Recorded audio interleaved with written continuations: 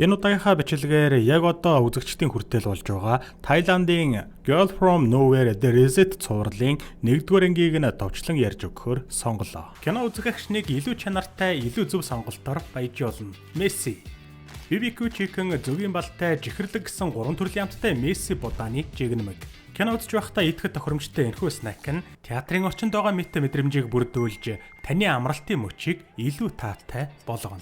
Месси Боданы жигнэмэг нь 100% дээд зэргийн Japonica сортын будаагаар бэлтгэгдсэн премиум ангиллын эрүүл снэк юм а. Төмсний чипснээс өөр хөнгөн бөгөөд тэнцвэртэй амттай, шаржигнсан өвөрмөц бүтцэн кино үзэх үед тухтай цэвэр мэдрэмжийг танд төрүүлнэ. Тэр тусмаа кино товчлол үзэхдээ Мессиг заавал бэлдээрэй. Учир нь жигнэмэг дуусахтал жинхэнэ кино эхэлдэг. Месси шин мэдрэмж.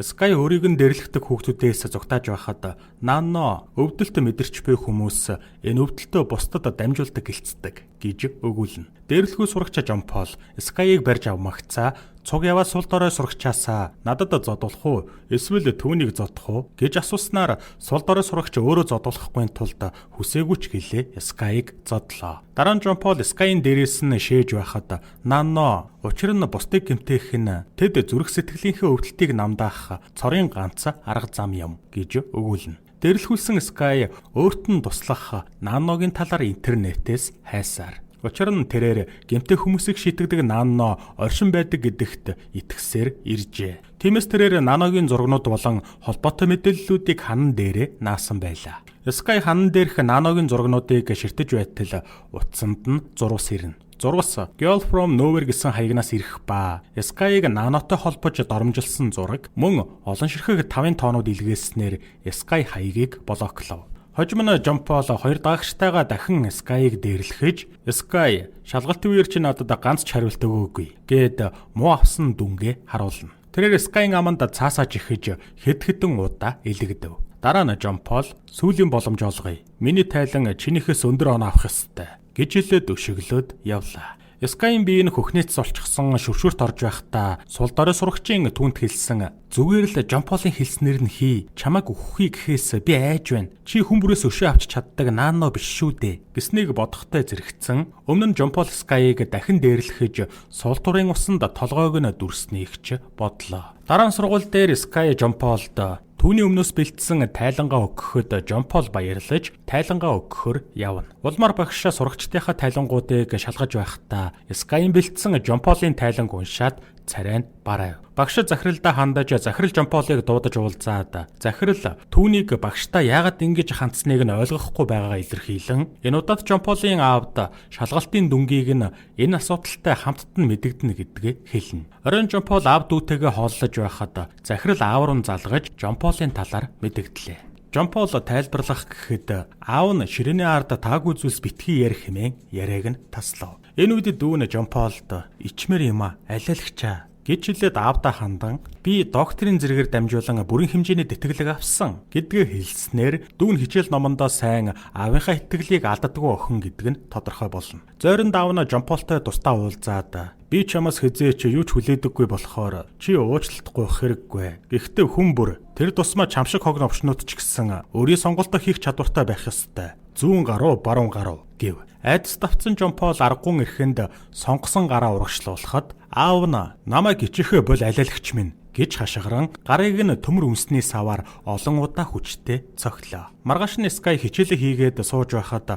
гараа боосон Жон Пол түүний мөрийг зөөлөн цохино. Хичээл тарах үед Sky зугтааж Жон Пол дагалдагч нартайгаа түүнийг хөөсөөр. Эцэст нь Sky машины ард нуугдаж байхад Жон Пол ч мөн зогсоолд ирж түүнийг хайсаар. Энэ үед Sky-ийн хажууд нохоо ирэх ба удалгүй тэрээр Жон Полд баригдана. Жон Полын туслах машины тээшин дээрх бөмбөгнүүдээс төмөр бөмбөг авчирч өгөхөд Жон Пол Sky-д бөмбөгийг өгөхдөө чам шиг хог новч гэсэн сонгох хэрэгтэй. Нохойг зохих уу эсвэл надаар зодуулах юм уу гэж асуулаа. Яг л аав нь Жон Полд яаж хандсан, яг л тэр хандлагаар тэрээр Sky-д хандаж байгаа нь энэ. Sky нохойг зохих гэж байгаа мэт байснаа гэнэт Жон Полыг зохих гэсэн ч тэрээр түүний гарыг нь барьж авснаар тэд Sky-г газарт дарж хэвтүүлв.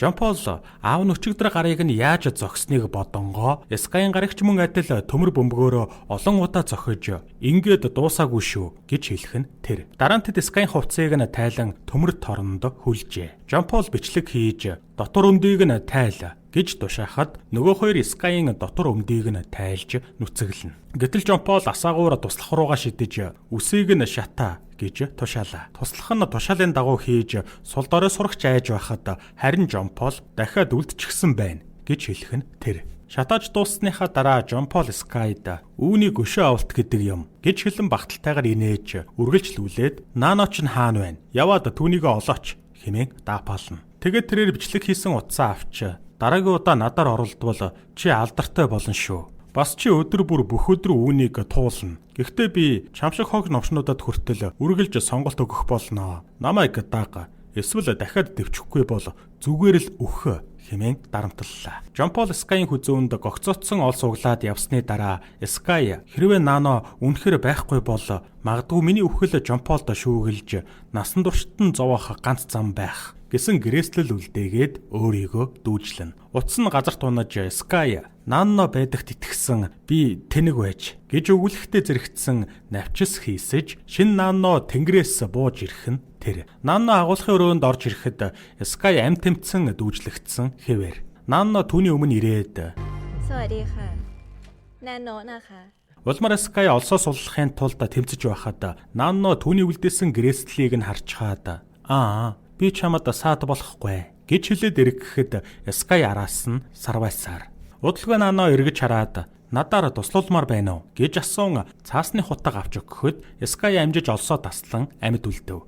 Скай Наног тэрвэрч нус нулимцтайгаа холилдон түүнийг маш удаан хайсан гэдгээ илэрхийлнэ. Гэтэл Нано мэднэ гээд би чамтай зургасаа бичлэлсэн шүү дээ. Тэр өдөр би өөрийнхөө талаар сэжүр хүртэл явуулсан. Гэхдээ чи намайг блок хийчихсэн гэж хэлснээр Скай өмнө нь Girl from Nowhere гэсэн хаягнаас ирсэн зургаас Наногоос ирсэн нь тодорхой болно. Тэгэд Нано инээмсэглэж хэрвээ би оршин байхгүй бол хөвжилтэй биш шүү дээ гэж хэлээд гараа Скайд өглөө.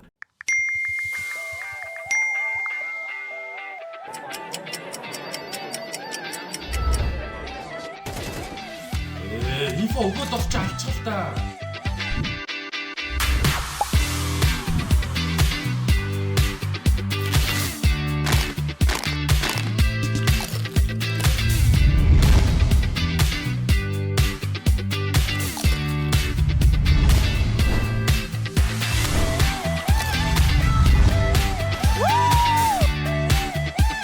Месси шин мэдрэмж. Жампол ангидаа орж ирэхэд инээжүүлсэн ангийнх нь хүүхдүүд түүнээс гөлөгнөж харин Жампол доошоо хараад энэ ямар новш вэ? Хэн ингэсэн бэ? гэж ууртайгаар асуув. Энэ хооронд Нано Скайд Жампол өөрөөс нь хэн ч яхаа болохгүй гэхээс л хамгийн их айдаг хэмээн тайлбарлав. Үүндээ Жамполын сандалны оронд бохир суултуур тавьсан байлаа. Энэ үед Скай түүнийг даапалсан байдалтай нэмсгэлж байгааг Жампол хараад түүнийг хананд шахаж чи ингэсэн үү гэж асуухтай зэрэгцсэн багш нь орж ирээд суудалтаа сууцгаахыг шаардна. Жампол суултуурыг өшөглөн зогсож байтал багш нь хараад түр суучхаа би зогцуулна хэмээн мушилдсан хэлснээр Жампол суухасуур арга байсангүй. Удалгүй багшаа шин сурагч ирж байгааг хэлснээр Нано орж ирэн өөрийгөө танилцуулав. Багшийн хэлснээр Нано Жамполын урд ширээнд суухдаа түүнийг хараад дооёолно. Удалгүй шалгалт авч Жампол Скай руу шалгалтын хариуг авахар гараа сунгахад үүнийг анзаарсан Нано Жамполын гаранд цаас атгуулснаар багш анзаарав. Багш Жамполыг гарандах цаасаа нээж үзүүлэх хэмээн шаардсанаар тэрээр цаасыг дэлгэхэд ялаа эргэлдэж байгаа өтгөн зурчихсан байлаа. Үүнийг мэдсэн ангийнхан нь бүгд л түүнийг шоолно. Шалгалтын дараа Жампол уурлаж сул дорой сурагчаас энэ бүхний ард Нано байгаа гэж юу гэсэн үг юм хэмээн асуухад тэрээр Скай надад өмнө нь Нано муу хүмүүсээс өшөө авах дуртай гэж хэлж байсан гэж хариулав. Гэтэл туслах түүний утсыг авч интернетээс Наногийн тухай хайхад ямар ч мэдээлэл байсангүй. Энэ үед Скай тэдний хажуугаар зөрөхдөө Жамполыг даапаалаад зүгтааснаар тэд араас нь хөөлөө. Эцэст нь Скай агуулах руу ороход тэд ч мөн агуулах руу араас нь орж ирнэ. Жампол агуулахад Скайг хайж алхахдаа чамд хинч туслахгүй. Тэр новшийн Нано хинч биш. Гараад ир гэж хэлээд эргээд хартал Скайийн дүүжлэгдэж байсан олсонд алиалагч дүүжилжээ. Өөрөөр нь тоглож байгаад уралсан Жон Пол Скайг гараад ир хэмээн хашгирч байтал туслах нь Жон Полоос гар нь яасныг асуув. Гэтэл түүний гарны шархнаас идэ гоожж байх нь тэр. Жон Пол эмчтэр очин гарны шархаа цэвэрлүүлчихэд хэсэг хугацаанд амархаар хэвтэгтээ унтчихна. Энэ үед түүний орны дэргэд Нанно ирлээ. Хэсэг хугацааны дараа Жон Пол сэрээд гарных нь оронд өнөх алиалагчийн лантууг залгаад ойчихсан байгааг хараад цочирдов. Тэрээр тоглоом лантууг салгах гэсэн ч салахгүй байсан тул хай чаван ойдлыг нь даслах гэхэд аимшигтай өвдөлт мэдрэгдэнэ. Тэрээр хүчтэй татсан ч бүржилүү аимшигтай өвдөлтийг мэдэрч лантууч салсангүй. Улмаар Жон Пол тэр чигээрээ эмчийн өрөөнөөс гарч Скайг хайж болохоор явхад сургуулийн сурагчид түүнийг хараад шоолсоор. Энэ нөхцөл байдал Жон Полын уурайг маш ихээр хүргэнэ. Дараа нь тэд агуулгын өрөөнд орж ирэхэд алиалагч байсангүй. Туслах нь "Хөөе, нөгөө алиалагч хайчих ба" гэж асуухад Нанно "Хажууд ч нь байгаа юм биш үү" гэж хэлээд бүтээлэгний цаанаас ил гарч ирлээ. Тэгэд Нанно "Тэр алиалагч чам шиг инэттэй бишээ Жон Пол. Чи алиалагчтай солигдмоор байна уу?" гэж асуухад ууралсан Жон Пол Нанног багал зурдаж лантуун гараараа зогхоход гэтэл Нанно "Гар чинь зөөлөх юм а. Надад иллэг хийж байгаа юм шиг л санагдж байна" гэж хэлснээр ууралсан Жон Пол түүнийг чадхаараа хүчтэй зогсон ч ямар ч нөлөө үзүүлсэнгүй. Энэ үед Нанно туслах болон сул дорой хоёрт хандаж "Бичлэг хийхгүй мүү? Би бичлэгт гарвал олон найзууд чинь инээх бах та" гэж хэлээд чангаар инээн. Улмаар ууралсан Жон Пол "Ама тата" гэж хашгираад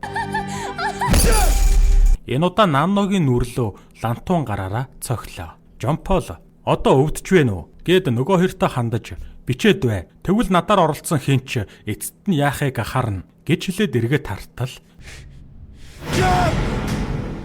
Гэтэл Нанно газар хэвтчихсэн ярьж дуусвуу. "Миний нойр хүрчихлээ" гэж хэлснээр Жон Пол дахиад лантуун гараараа түүнийг цогсоор. Сул дорой туслах хоёр бичлэг хийсээр Нанно Жон Полыг даапалсаар. Ууралсан Жон Пол "Ама тата" хэмээн хашгирангаа Нанног зохиж байтал гэнэт тэр алга болчихов.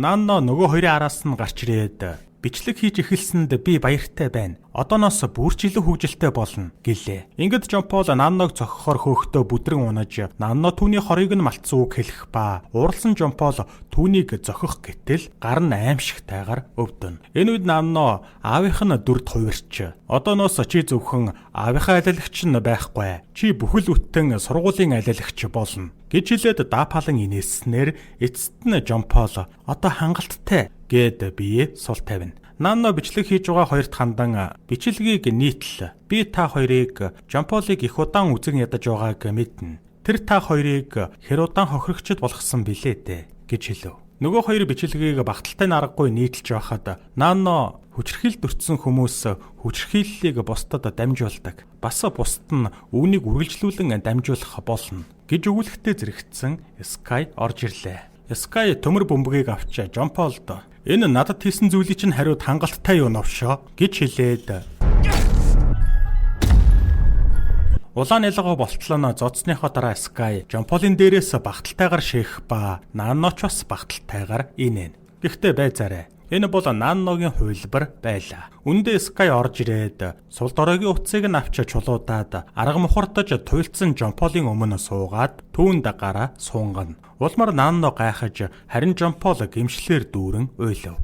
Дараа нь Скай Нанно хоёр дээвэр дээр уулзаж Нанно Жон Полыг арай өөрөөр уйлуулах байсан гэдгээ хэлэхэд Скай "Би зөв шийдвэр гаргасан уу? Би үзэн яддаг хүншгэ хүн болмооргүй байна" гэдгээ илэрхийлнэ. Нанно "Миний юу чиний сонирхлыг татсан юм" гэж асуухад Скай "Чи бүхэлдээ. Чи надад дэрлэгтийн золиос болдог бидэнд бууж өгч болохгүй зүйлс байдгийг ойлгуулсан. Бас итгэл найдварыг ойлгуулсан. Жишээлбэл аливаа асуудлыг зөв шийдвэрлэх хэрэгтэй гэдгийг гэж хариулв. Гэтэл Нанно Скайс ч бас олон зүйлсийг ойлгож авлаа гэдгээ хэлээд өөр хүсэж байгаа зүйл байгаа эсхийг нь асуув. Скай хамтдаа зургаад даруулаад "Хэрвээ би чиний хажууд үр дүлдэхийг хүсвэл зүгээр үү?" гэд хажуу тийшээ харахад Нанно байсангүй. Энэ үед Нанно ганцаар алхаж явахдаа "Скай, чи намайг олж чадахгүй" гэж хэлээд эргэж харснаар Girl from Nowhere The Reset цувралын 1-р анги төгсдөг. Энэхүү цуврал нь 6 ангитай ба 7 хоногт 1 анги үзэгчдийн хүртэл болж байгаа юм.